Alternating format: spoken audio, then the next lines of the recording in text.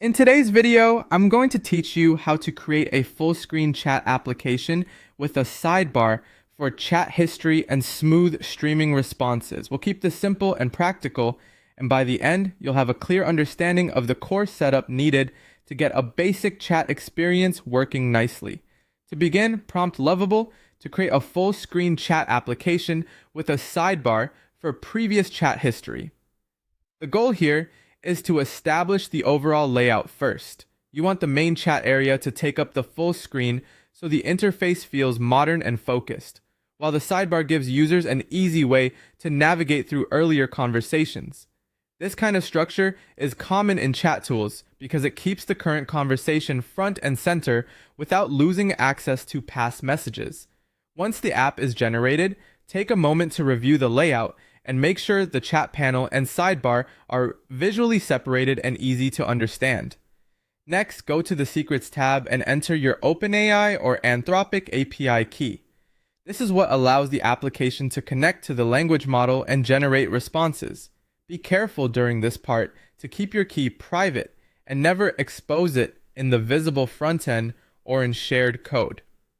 Storing it in the Secrets area helps protect sensitive information and keeps your setup more secure.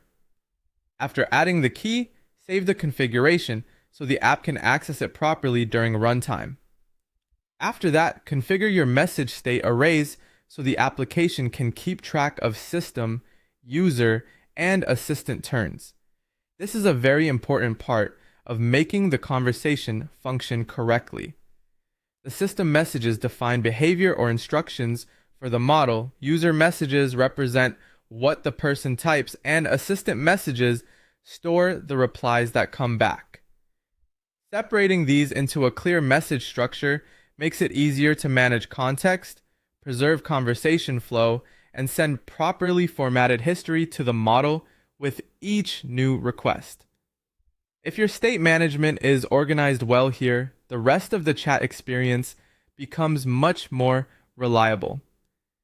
Finally, test the application by typing messages into the front-end interface and checking that streaming responses render smoothly.